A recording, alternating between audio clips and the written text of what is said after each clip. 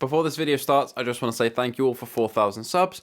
This is kind of a ridiculous number, and it's such a big number that I couldn't really put it into my brain how big of a number it was. So I thought I'd visualize it. So here you all are. Look at you all 4,000 of you. And I just want to thank every single one of you for subbing to the channel and supporting me. Anyway, on to the video.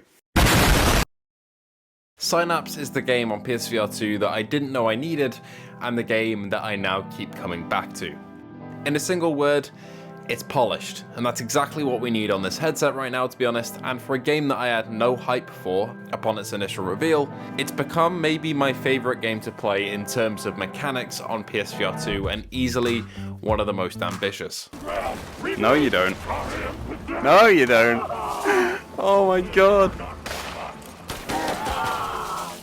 The gameplay loop of Synapse, or Synapse as it's been said, and the story is essentially a roguelike where you get sent into the mind of a soldier to try and figure out their plan and try and stop it in real life by accessing their memories. These take the form of various grayscale landmarks that have very reflective surfaces on them, and I'll get into the visuals in a bit, but they do look very nice.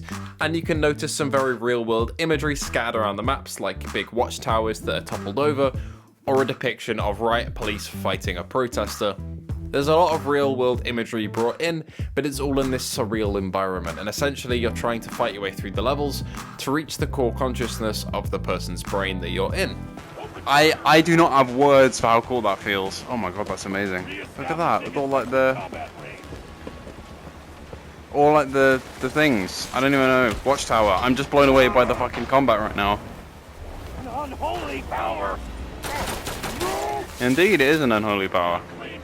While this game is a roguelike, as you're doing the levels over and over again, each run is kind of tailored to make you fail at a certain point and advance the story to a certain point. Obviously, if you're better or worse than other players, you'll get further or not as far, but it does feel definitely at points that you do a run and there is a very clear cut-off point where you're supposed to fail, and you probably will fail, to then send you back to the menu, get more upgrades, and give you exposition. I quite like that. It adds a narrative element to an otherwise empty roguelike experience that is in a game like the Light Brigade. While I love the Light Brigade, you get put in there, you get as far as you can, and the next time you give it another go and it'll basically be the same. Whereas Synapse kind of tailors the experience towards you, and it never gets frustrating, but you can tell that it's kind of pushing you to a certain point and then bringing you back and going, okay, upgrade your stuff, get back out there, and we'll show you a little bit more of the story, which I do appreciate. This also gives the game a fair bit of length. I've played about 4 hours of it and I haven't completed it just yet. I think the devs targeted an 8 to 12 hour runtime for this one. I think your mileage may vary a little bit. And obviously there's a lot of replay value after you've done the campaign because the mechanics are just so fun. Synaptic alignment complete. Deactivating safety protocols in 5. That's so cool. 4. Let's talk about one of the things that refreshed me the most with this title though, and that is voice acting, because a lot of voice actors for PSVR2 games and VR games in general are very low budget and don't sound that great. Case in point was Hubris from last week. I really enjoyed that game for the most part, but the voice acting and the writing was pretty horrific. With Synapse though, the voice acting is on point with Jennifer Hale and David Hayter, who both pull off very good performances with their lines, and the writing is pretty decent too. Same for the enemies around the world, they have voice lines and yell them at you, and they're appropriately antagonistic, and I enjoyed their performances too, and it really helped me immerse myself in the combat as enemies basically throw verbal abuse at you. Cool, they have like voice lines. There are preset levels throughout the game. These aren't randomly generated like the Light Brigades are, but I think that's fine. They're designed well and they keep combat fresh because there are a couple of routes to take around them, and no encounter will really be the same as the AI will do different things on different runs. The enemies themselves are fairly varied. You've got different types such as normal gunmen, which have different levels which indicate their health.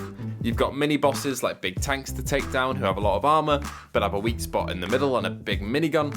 You've got drones that fly around and shoot lasers, and you've got enemies that are essentially walking bombs that sprint towards you with some really oppressive sound design when they run and start screeching. These things are absolutely terrifying and I love them. Oh, fucking hell. Oh my god. You are kidding me, this is not a thing.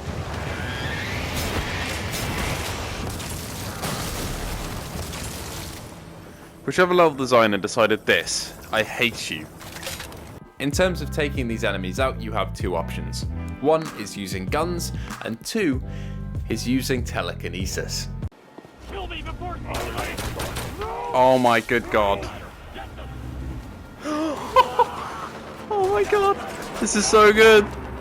Let's talk about the more boring one first, the gunplay, and I'm happy to report it's pretty solid. There's some good haptic work, there's haptic triggers, the shotguns feel fun, the pistols feel useful at almost all ranges, the SMGs are better at close quarters and mid, and all of them feel great. There's also a grenade launcher as well, which is pretty damn cool, but all the weapons are fairly fun to use, and I found myself using all of them throughout my playtime, and not really favouring one over any of the others. Although running around getting close quarters with the shotgun does make you feel like John Wick. The other option is telekinesis, and you get this through the unlock system that is essentially in the main lobby area before you jump in for another run. You can access all sorts of unlocks and perks here and upgrades, and telekinesis is one of them, and there are various stages of it.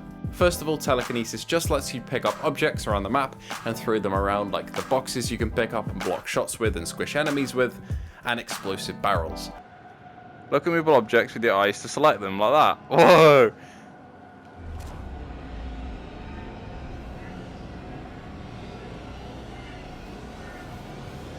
That's so cool. Oh my god, okay. I've not had a mechanic like this make me so happy in a very long time. This, don't get me wrong, is a lot of fun. Especially with explosive barrels, it uses the haptic triggers to measure your finger strength, so if you pull down halfway and give it a light press, you'll pick up an explosive barrel and be able to move it around, but if you squeeze down hard, you'll explode it. You feel really powerful when you do that, it's an awesome feature. But the real fun begins when you unlock telekinesis on enemies. This basically makes you become a Sith Lord or a Force user from Star Wars. Kill me before. Whee!